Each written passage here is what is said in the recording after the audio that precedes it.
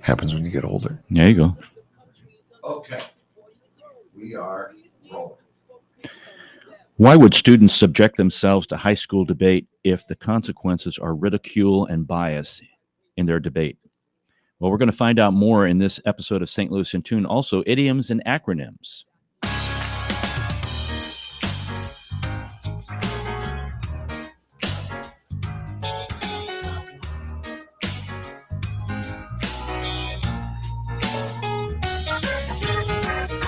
Welcome to St. Louis in Tune. Thank you for joining us for fresh perspectives on issues and events with experts, community leaders, and everyday people who are driving change and making an impact that shapes our society and world.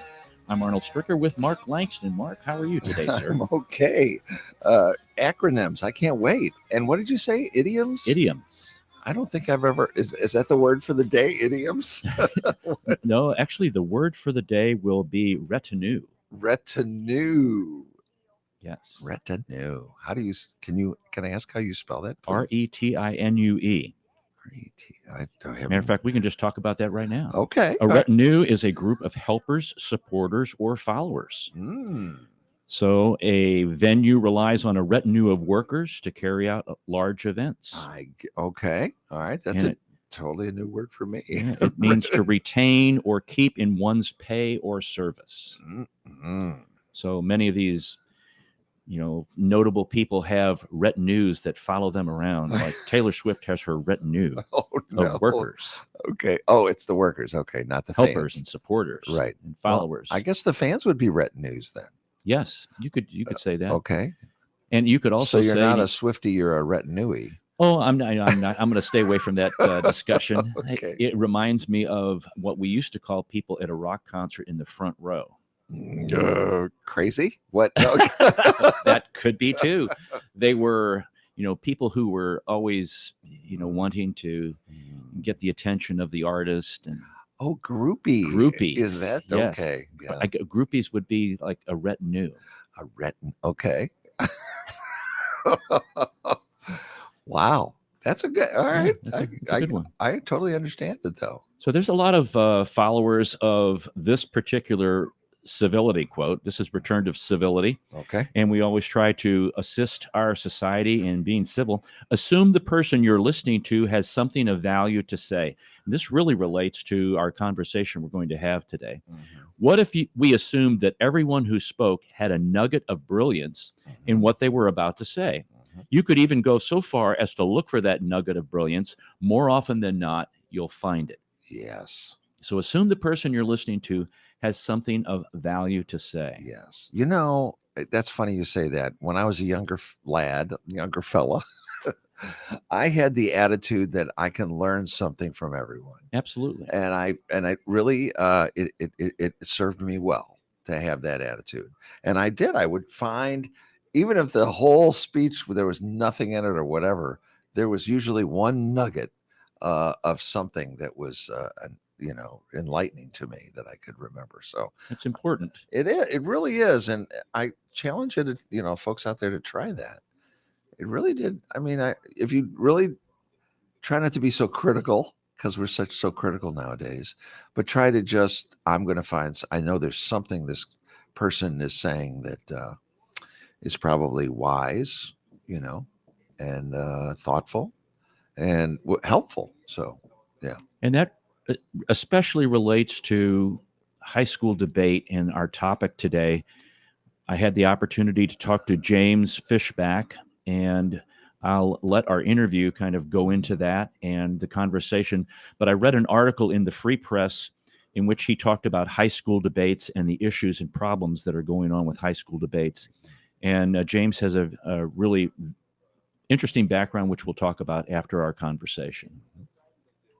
James T. Fishback is the founder and executive director of Incubate Debate, America's fastest growing high school debate league. He is a former national high school debate champion and volunteer debate coach.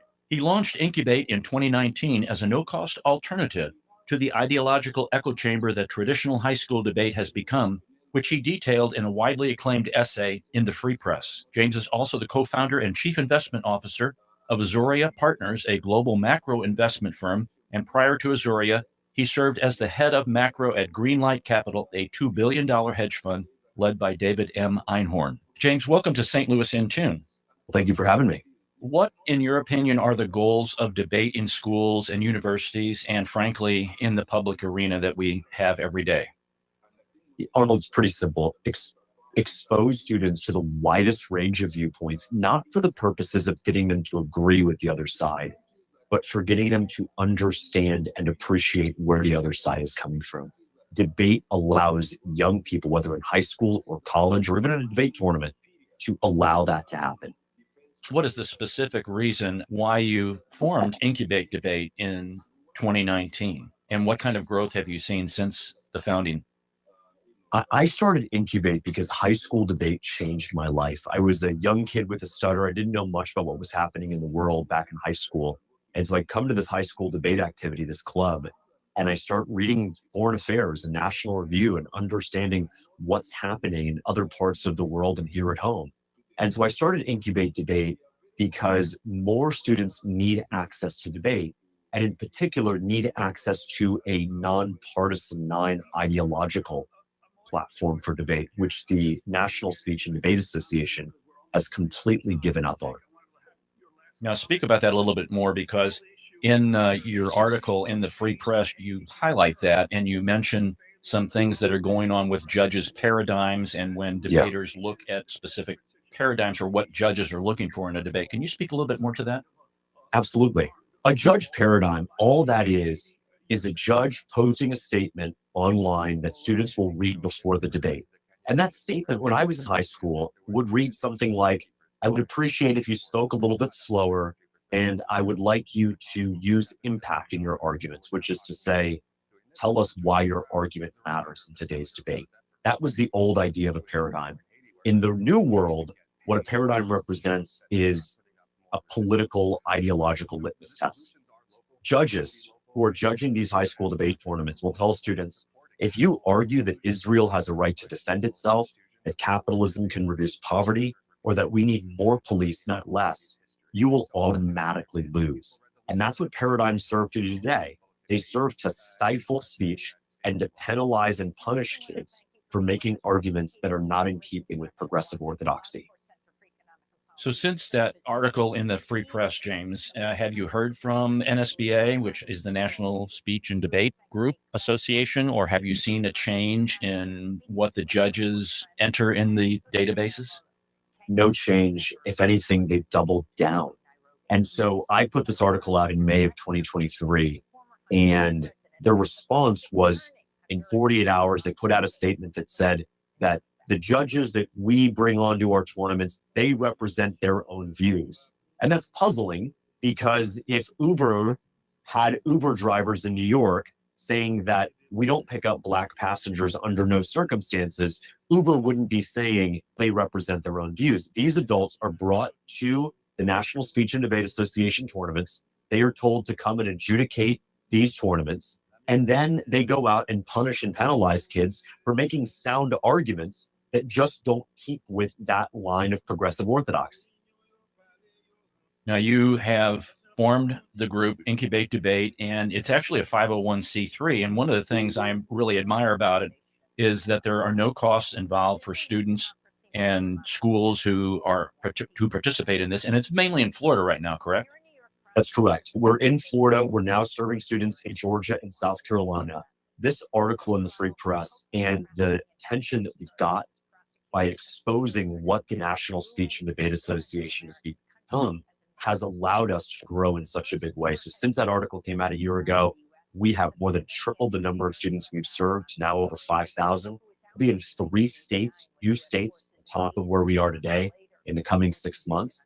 We're getting emails every single day from coaches, from teachers, from parents, from students saying, we're done with the National Speech and Debate Association. We want debate like it used to be. You come, you debate the prompt, you share evidence, logic, and reasoning. And how well you do depends not on how well you appeal to your judges' politics, but how well you structure and communicate your arguments. I really appreciate how you've done this. You have these free debate tournaments. You provide breakfast and lunch. You provide for those Yeah. parents who are there to watch their high school kids debate. You offer scholarships and stipends for coaches. And even yesterday, February 29th, you did some professional development for some middle school and high school teachers. Explain how you go about that and what you are talking to those teachers about. I had the pleasure of being in Hendry County, Florida, not too far from where I grew up in Fort Lauderdale, because Incubate Debate is so much bigger than just hosting no-cost debate tournaments for students. What we are trying to do is we're trying to revive this spirit of open debate in all aspects of education. To tell you the truth, if we did our job right, in the best case scenario, we said we're going to put a high school debate club in every high school in the country, we would probably get 2% of students to show up to our Incubate tournaments. But if we instead, Arnold, say that we are going to give teachers and students the tools to be able to turn the classroom into a vibrant educational platform for debate, be it on the environmental science class, be it on US history or government or civics, we can now allow any student, 100% of students, to practice debate and to be able to obtain the benefits that come from a free exchange of ideas in the classroom. It's so important to have that free exchange in high school because as you go to the university setting, it becomes quite a bit more boxed in. And that's been a lot of discussion going on about what's going on university campuses and free speech around the country. You have three formats: town hall, roundtable, and tribunal. Would you describe a little bit for people so listeners get a little flavor of what a debate would be like at an Incubate debate? Absolutely. I'll start with my favorite and students' favorite, which is roundtable. Roundtable is unlike any other debate format that's out there, and yet it's most like the debates that happen every day in America around the dinner table, around the conference table. The way it works, Arnold, is you have 7 to 8 students seated at a round table for 20 minutes. They're given a question like, is there a climate emergency, or is President Trump guilty in the January 6th case? And then they have 20 minutes to debate that without a moderator, without really any rules, with the exception of no notes or no standing up. And so they have this free-flowing debate where they can ask each other questions. They can put forth arguments. They can refute those arguments in real time. They can take polls and surveys of their fellow panelists. And so it's debate like debate is supposed to be, which is natural, organic, and authentic, as opposed to highly rigid. Now, we have 2 other formats as well, which are great. The other one is town hall. Town hall is similar to a student maybe speaking up at a school board meeting. It's a 2 to 3 minute speech, similar prompts: climate emergency, diversity, equity, and inclusion, so on and so forth. They go up there, they give a 2 to 3 minute speech uninterrupted, and then they take questions from their fellow competitors. The next student who will go up there will present an alternate view and then take questions as well. And the last one is called tribunal. The operative prefix there is tri, and that's a 3-on-3 debate. Now, to really understand tribunal, you have to understand the role it plays in an Incubate tournament. And that is, for the students who don't make it from the preliminaries off to the semifinal round, those students still have an opportunity to grab somebody they just met that day and say, hey, do you want to partner up and revisit one of the topics we just did, but now in this 3-on-3 format? And what that means is that every single debate tournament, every student is engaged from start to finish. Even if you don't make it to the semifinal or the final round this time, you still get a chance to hone those debating skills. And with Tribunal, to do it with people that you just met that have a passion for debate, and you get to build something really special together. That's exciting. I remember judging a debate when I was in college for a student that I knew in high school. And which brings me to this question: who are your judges in your debates, and what kind of training or what kind of advice do you give them? Let me first start out by saying that the judges that Incubate Debate brings look like America. And I don't mean different shades of melanin. I tell you the truth, we don't care about diversity in that sense. We care about diversity of viewpoints. And so our judges represent the best of the communities that we serve. Students are judged by first responders, active service members, veterans, college and law school professors. community leaders, faith-based leaders, local elected officials, members of the judiciary. They have viewpoints that run the political spectrum.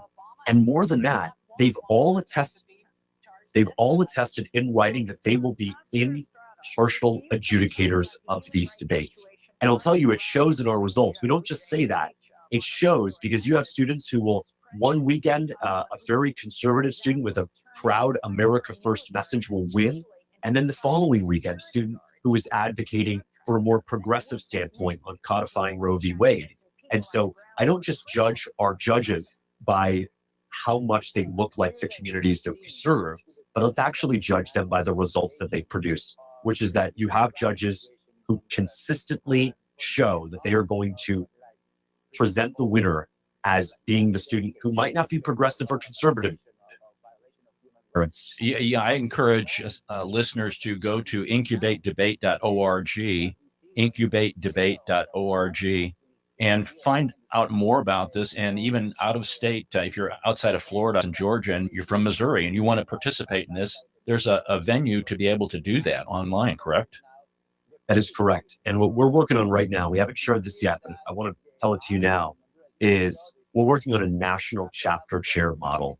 And what that means is any American who is engaged, who cares about free speech and open debate, who wants to give kids in their community this platform, go to Incubate, hit that contact us button. We'd love to hear from you. We'd love to partner with you because this is a really straightforward format and it's very easy to be able to bring this to students. We've heard from people in all 50 states over the past year.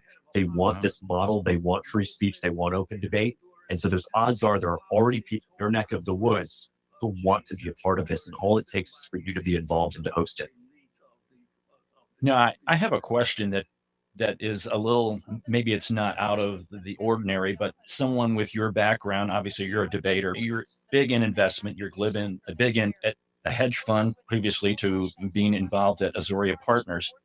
How do you get involved with writing like you do? Like you wrote on the debate, and folks, check his stuff out at fishback.substack.com.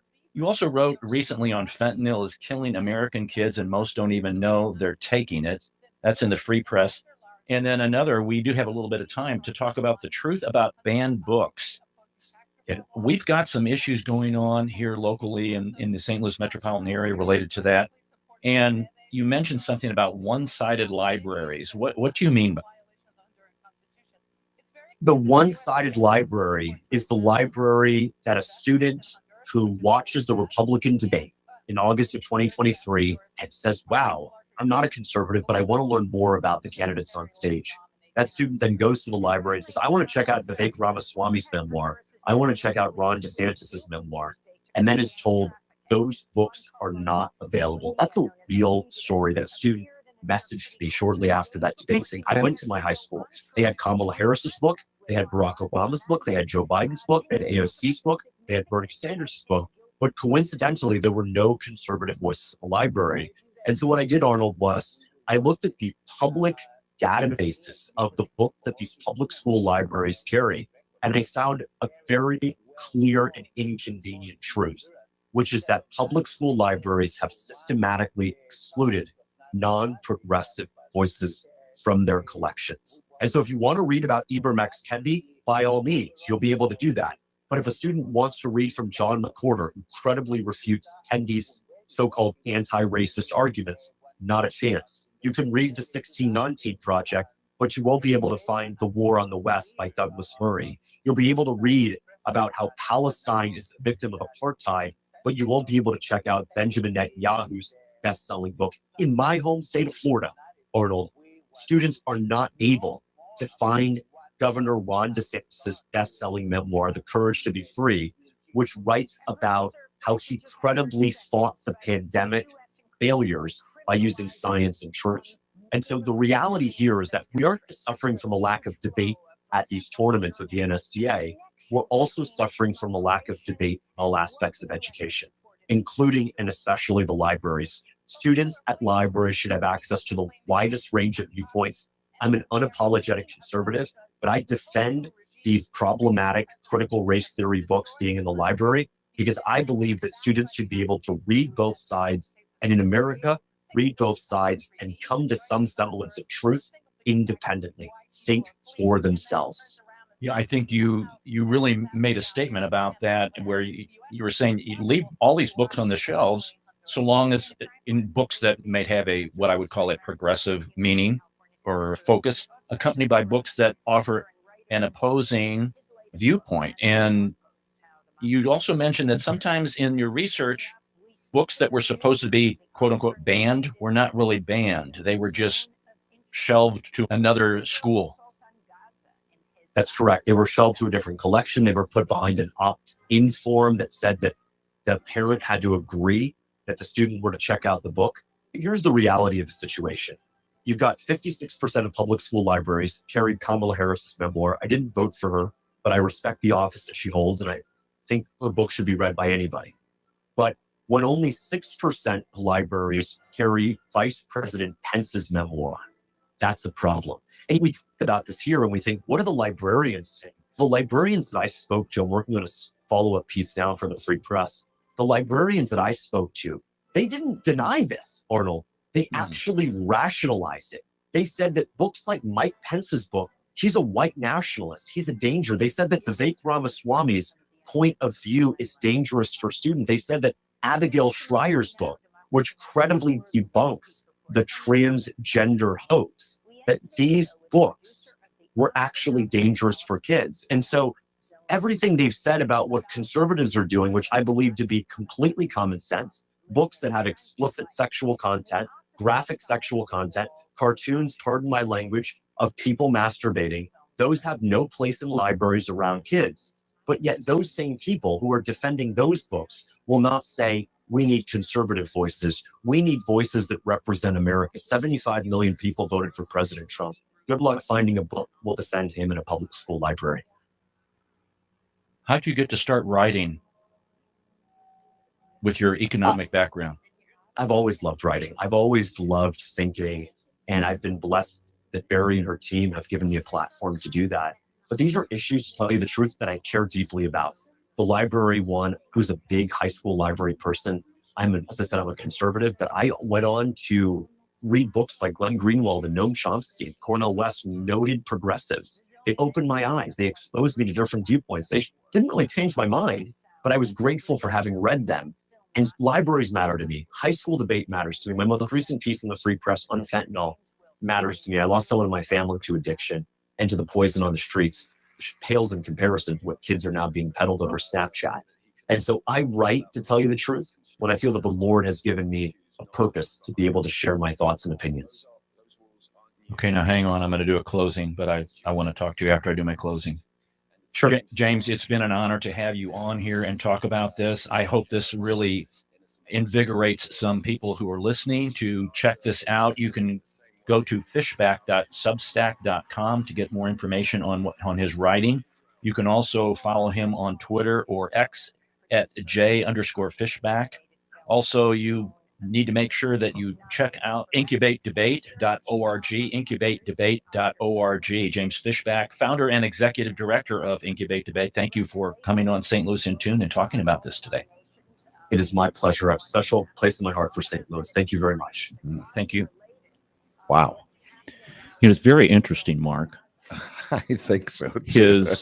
His writing and just speaking to these things. And for many of you who don't know about the Free Press is a new media company founded by Barry Weiss. He was talking about Barry. And she used to be a journalist for the New York Times.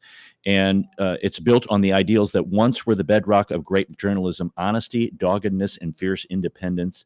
They publish investigative stories, provocative commentary, and it was originally called Common Sense. They focus on stories that are ignored or misconstrued in the service, I get this, of an ideological narrative. For us, curiosity isn't a liability, it's a necessity. So they expect debates. They have scoops from trusted reporters, and people won't agree with everything. And on all sides, media bias rating, they are rated center. So it doesn't mean they're absolutely all the views are center. Some views are left, some views are right. But it's a place that you can go and listen to commentary and debate about issues and not hear extremes. Right. You'll hear facts. You'll hear good reporting. That's what I love. And that's what James was doing with Yeah. this high school debate thing. Wow. Different viewpoints. I've always been a big supporter of that. Absolutely. And while they ban books from schools or libraries, it's never a good idea. No. That's you're imposing your viewpoint on me, and I don't particularly care for that. I want to know why you're imposing your viewpoint on me. Well, and his investigation of banned books was also interesting. That if we're going to have this book, have this book. Yeah, absolutely. Let's get both sides. Right. Let people read and think for themselves. Isn't that a great? What a concept. People don't want to have. I think it's I don't know, a laziness maybe. Doctrines. Yeah, it is a laziness. It's too bad. I don't know. Communicate your argument, I think, is something he threw out there. Yes. And he's right. Yes. How can you communicate your argument if you don't have if you don't know the facts? the information, right?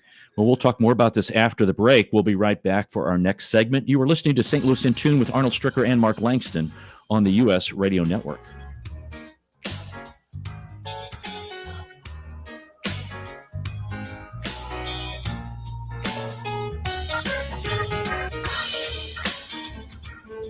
This is Arnold Stricker of St. Louis in Tune on behalf of the Dred Scott Heritage Foundation. In 1857, the Dred Scott decision was a major legal event and catalyst that contributed to the Civil War. The decision declared that Dred Scott could not be free because he was not a citizen.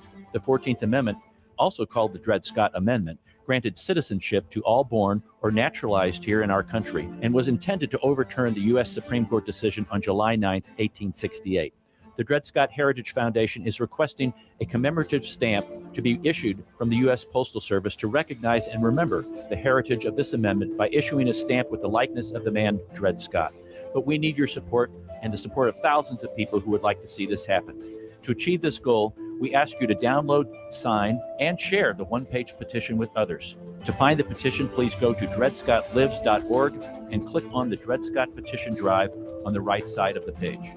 On behalf of the Dred Scott Heritage Foundation, this has been Arnold Stricker of St. Louis in Tune.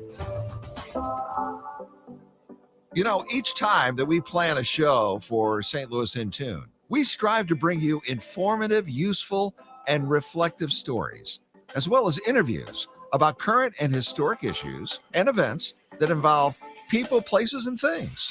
And while St. Louis in Tune originates from the Gateway City and covers local topics, we also connect what's going on nationally as well. Our topics cover a wide range of arts, crime, education, employment, faith, finance, food, health, history, housing, humor, justice, sports, and that's just to name a few. We know there's many radio stations, programs, even podcasts that you could be listening to, and we're glad that you've chosen to listen to St. Louis in Tune. If you've missed any of our previously aired programs of St. Louis in Tune, simply visit stlintune.com. That's stlintune.com. There, you'll find every show from our first to our most current. Use the search engine to look for a show that might interest you from one of the many topics that we've covered. And drop us a line and tell us how we're doing. You can do that at stlintune@gmail.com. That's stlintune@gmail.com. St. Louis in Tune, heard Monday through Friday on the usradionetwork.com and many great radio stations around the U.S. and, of course, right here in St. Louis. And don't forget, check out our website, stlintune.com. That's stlintune.com.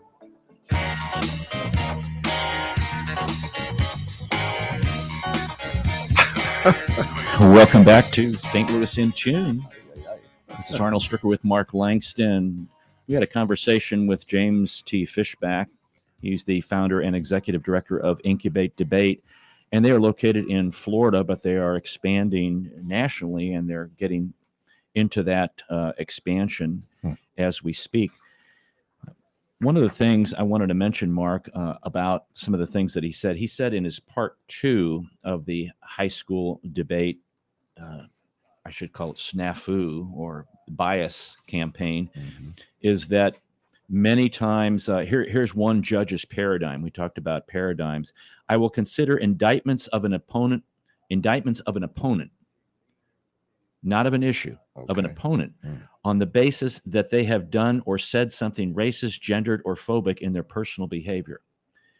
The indictment, however, needs to be clearly documented, a screenshotted Facebook post, an accusation with references to multiple witnesses who can corroborate the incident, and the offending violation action that needs to fall into the category of commonly understood violations of norms of basic decency surrounding race and gender. He continues by stating microaggressions will be considered even if they are more difficult to prove or document. Mm. So one particular student who was debating Mhm. had misinterpreted something on Twitter, X, and made a comment back. He was referring more to the freedom to be able to speak about things, even though they might be vile. Right. And somebody took a screenshot of that and attacked him personally in the debate, Mm.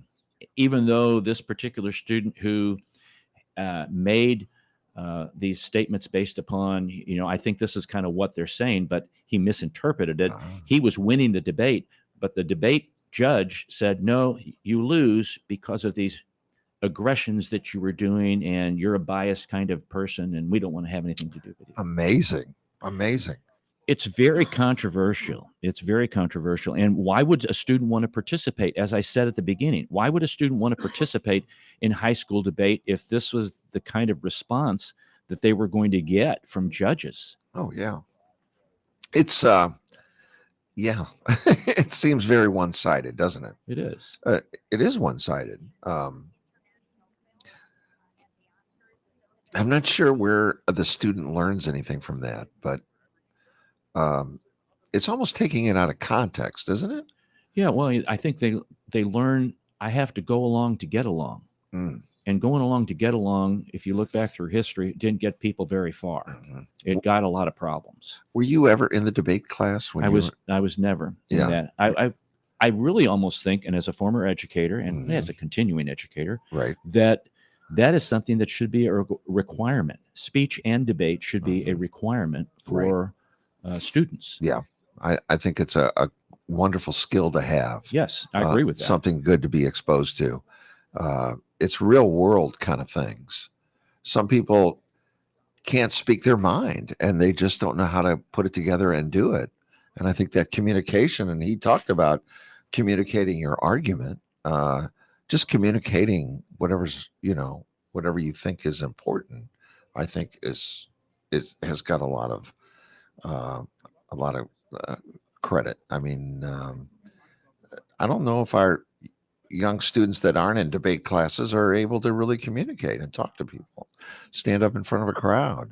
Well, they use social media. They Right. use Oh yeah, this way too much. right. But I would also say adults are guilty of this as much. And you used a great word, communicate with each other. I want to read you a quote from Martin Luther King. And he made this on October the 15th, 1962 at Cornell College in Mount Vernon, Iowa. He said, I am convinced that men hate each other because they fear each other. Mm. They fear each other because they don't know each other. And they don't know each other because they don't communicate with each other. And they don't communicate with each other because they are separated from each other. Now, you look at our country of where we are today in what I would call a cultural war, Right. that the extreme sides are fighting with each other. And the middle people in the middle are like, listen, let's talk to each other. And we're totally separated. People will listen to, certain television and radio programs because that's what they want to hear. Mhm. They don't want to listen to the other side because they're all liars and the other Right. side believes the same thing. Right. And I think it's good to listen to all points of view. I think it's good to listen to, if you're on the right, listen to what the left's talking about. If you're on the left, listen to what the right's talking about. I agree totally with you. We need more of that, Yes, and it's too bad because it divided. United we stand, divided we fall. absolutely. It's exactly what's happening. We're becoming divided by our ideologies. They did this to us. We're going to do that to them. Right. It's an eye for an eye and a tooth for a tooth. Tit for tat. I don't. And our government is a good demonstration of the inability to communicate with each other. I wish we could get away from the two-party system. I don't see that ever happening. It's No. just too bad. There's Ross Perot, I guess, was the last one that if anybody can remember Ross Perot. Am I dating myself? No, I remember him. But he made a good stab at it. I thought he did very well, but he really barely scratched the surface Right. of breaking into the two-party system. I think, like you say, Arnold, to have all these different views coming together, being able to look at both sides or all three sides or how many sides there are, and then come up with your own opinion on it, I think is important. Well, and even individuals having an opinion, having their speech, Mm-hmm.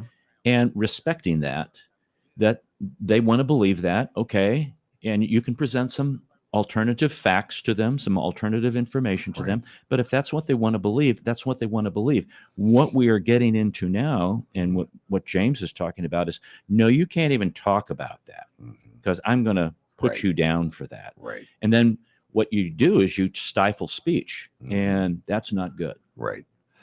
I always go back to my mayor stuff. I'm sorry. No, go ahead. But I had a little something that, something that you have a lot of these little sayings and things that kind of guide you. Mhm. And one of my many was a good politician will change his or her mind. And I found I changed my mind many times as I got more information about it. And I wish, people need to be able to be open to even changing their mind. This is the way I want it to be. This is how I see it. It's my way or no way, Right. but you have to be open to listen to the other side and then maybe evaluate it and say, you know what, maybe I didn't have all the facts. I don't want to say maybe I was wrong, but maybe I just was not informed enough. I think you hit on a key thing. Yeah. Is I had this saying, my decisions are only as good as the information that I have when I make the decision. Right. And many times you hear politicians, and we hear this now because this is an election year. Uh-huh. They say, I'm going to do this, or I'm going to do this, or Mhm. everybody's going to do this on the first day. Well, they can't. That's not their role. They can't do that. Right. Or they say they're going to do that, and then when they get in office, they find out, like you said, Mhm. all this background information that they weren't privy to. Yes. And now that's- they're like, oh, well, if we do that, that's going to be a problem. Right. Yeah. I admit I walked into the mayor's office having, this is how we're going to do it. This is what I want to do. And you're exactly right. You find out information that not the general public knows maybe.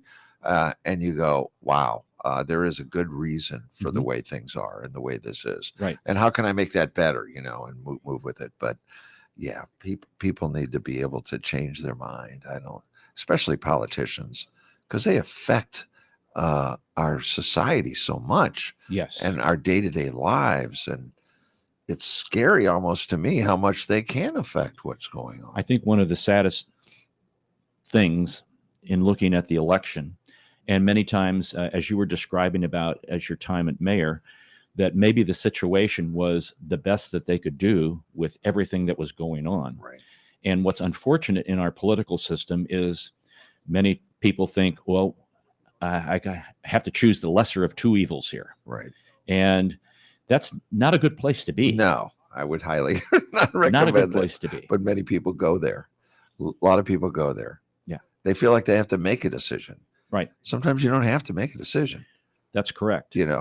but people feel like, oh no, I've got to, based on what I've gotten. It's like, no, you really don't have it. Had another saying when I worked, no person is better than the wrong person, Mm.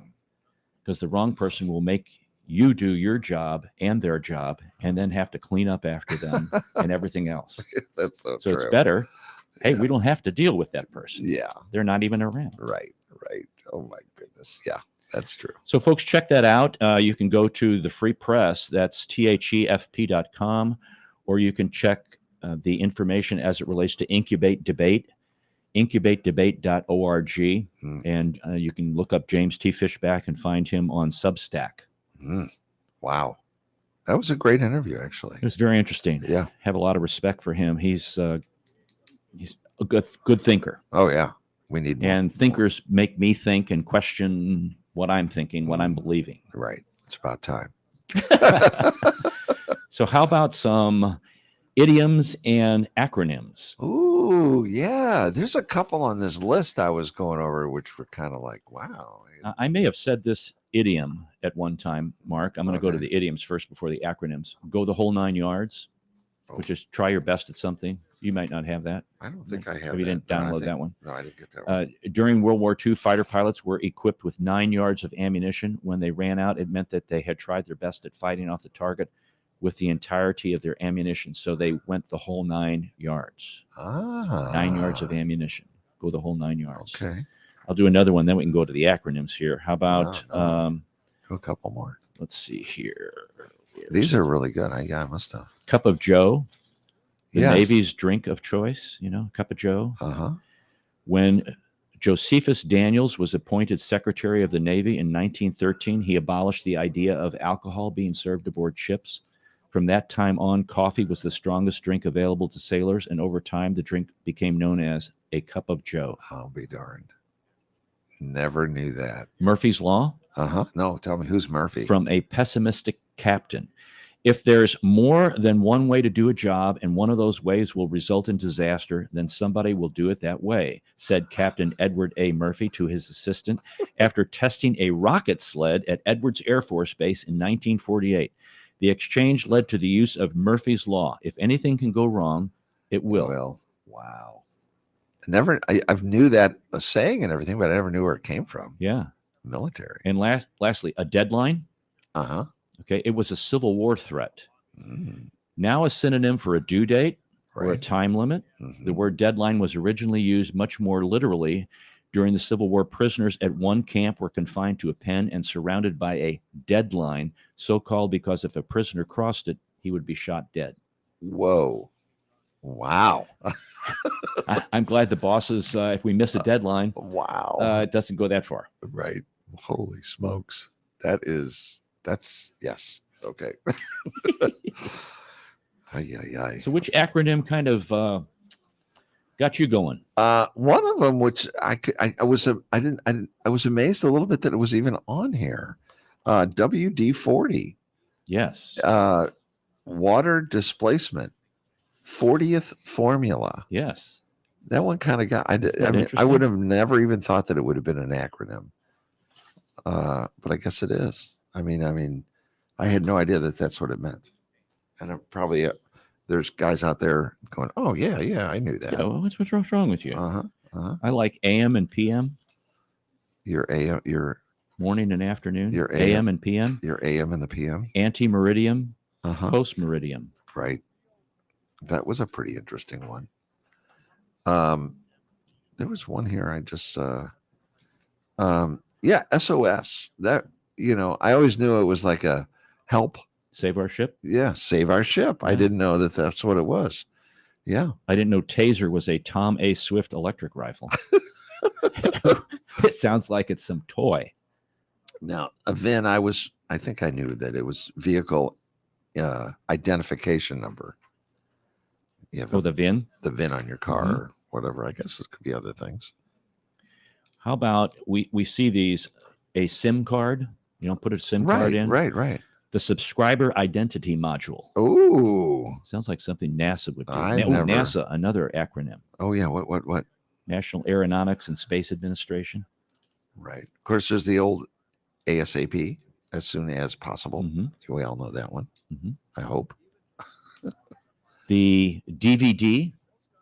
I never knew this one. Okay. Digital versatile disc. Versatile. Mhm. It's a versatile. thing. Versatile disc. It's a Or versatile, versatile. whichever know. one you want there. We should, try to get the audience involved here a little There we bit. go. I don't know. Come on, folks. Okay. Okay.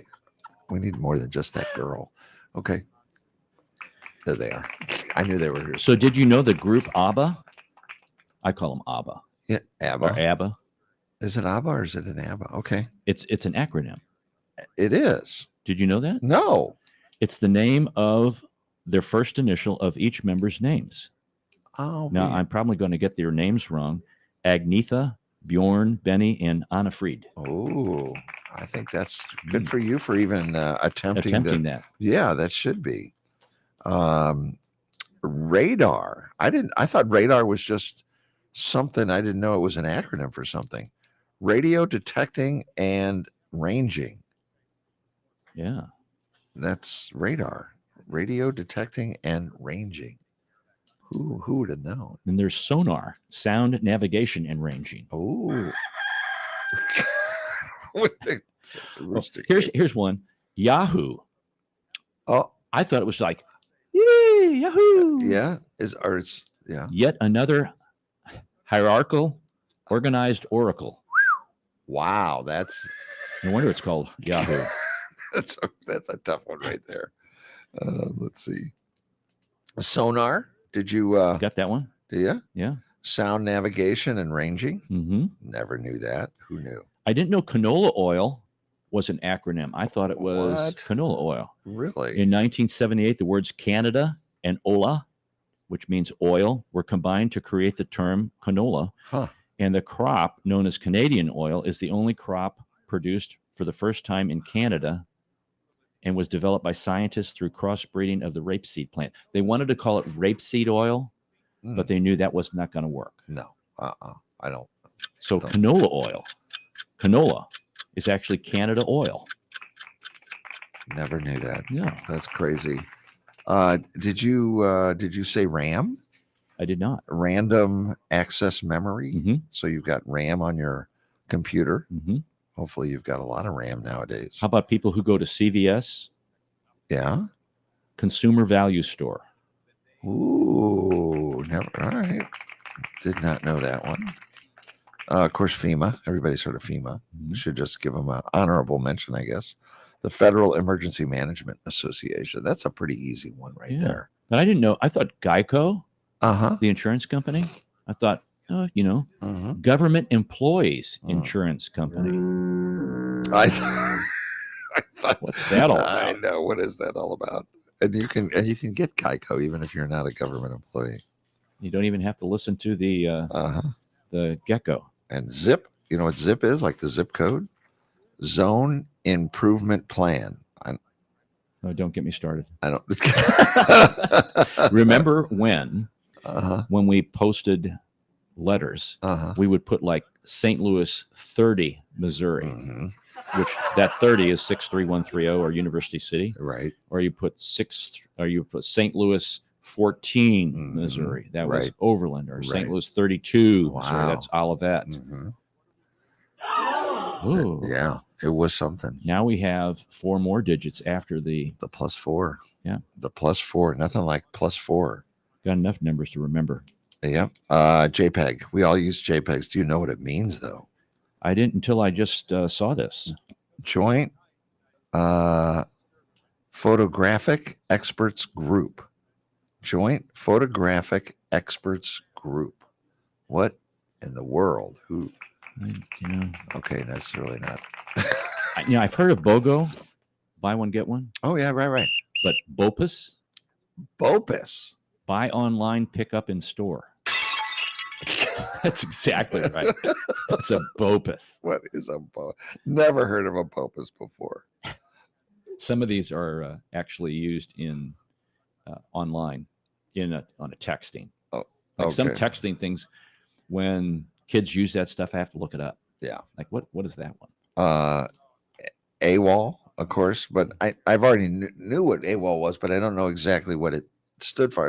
It's absent and without leave. Mhm. I guess if you're in the military, Military, right? you probably understand that. They love all those acronyms. Right. And a GIF, GIF. Uh-huh. Some people pronounce it GIF. It's GIF, graphics interchange format. Ooh. The FOIA, FOIA. I've never. Is that how you pronounce Yeah, it? I'd say FOIA. I've always just gone by the Freedom of Information Act. that. It's easier. I know. I've never. It's easier than FOIA. It really is. I know. I don't get that at all. Okay. There's a lot of these There's here. a lot of them. I had no idea. So, I want to keep our folks laughing. Snafu. Can I do snafu? Absolutely. Yeah, What is that one? Situation normal, all fouled up. I know, it kind of contradicts itself. That's the government. Yes, that could be that's one of our put the G by that one. Okay. Or maybe their situation is abnormal. Oh, that's probably, I know that definitely. So it's a Santa Fu. A man ran home from work, pulled his wife into the bedroom, threw her on the bed, pulled the blankets over them. She was shocked. He hadn't been like this for 20 years. And then her husband said, "Look, my new watch glows in the dark." Oh. So here's another one. This kind of relates to what we were talking There's about. There's more. Okay. Yeah. E.g. Means example given, or for example. I.e., you might use that, means in essence. Oh, in essence. Okay. Yeah. Cool. I'm sorry. That is. Okay. We shouldn't be laughing at that. That's probably in essence is what it is. If you're naked on the front porch and the neighbors can't see you, it's rural. If you're naked on the front porch and the neighbors call the cops, it's suburban. If you're naked on the front porch and the neighbors ignore you, it's urban. And if you're naked on the front porch and your neighbor's also naked, it's Florida. Oh, no. This is I bet jellyfish are sad that there are no peanut butter fish. It's a good point, though. Don't forget that there are 3 days that men are always right. February 29th, 30th, and 31st. Ask your wife. Ask Amy. Wow. Do you remember before the internet that people thought the cause of stupidity was the lack of access to information? Yeah, it wasn't. No, it wasn't. And every time a bird flies over and leaves their little mess on my car, I eat a plate of wings on the front porch to show them what I'm capable of. Wow. Stay away. I was going to cook an alligator for dinner, but realized I only had a crock pot. These are really bad. They're almost dad jokes, I'll tell you. Someone just honked to get me out of my parking spot faster, so now I have to sit here until both of us are dead.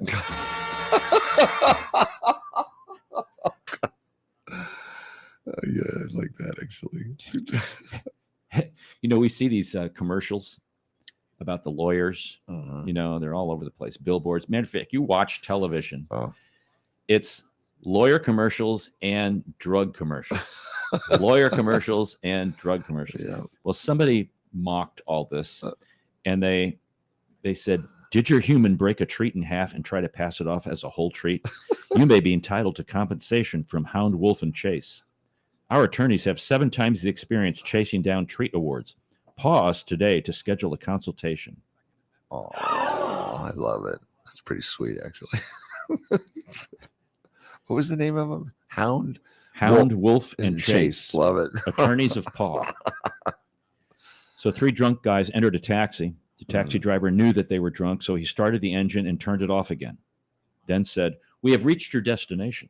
The first guy gave him money. The second guy said thank you, and the third guy slapped the driver. The driver was shocked, thinking the third drunk knew what he did. But then he asked, "What was that for?"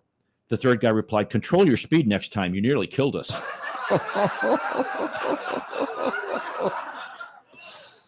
Oh, man. Okay. Somebody said, "I'm not sure about an inner child, but I have an inner idiot that surfaces every now and then." Oh. Aye. Oh, my. All right. Those are all good. Well, let's see. If you had to choose between eating bacon every day or being skinny for the rest of your life, would you choose Applewood or Hickory Smoked? Ooh. Tough room. And I found that I have been happier since I changed from coffee in the morning to orange juice. My doctor explained that it's the natural sugars, the vitamin C, but I really think it's the vodka. Oh.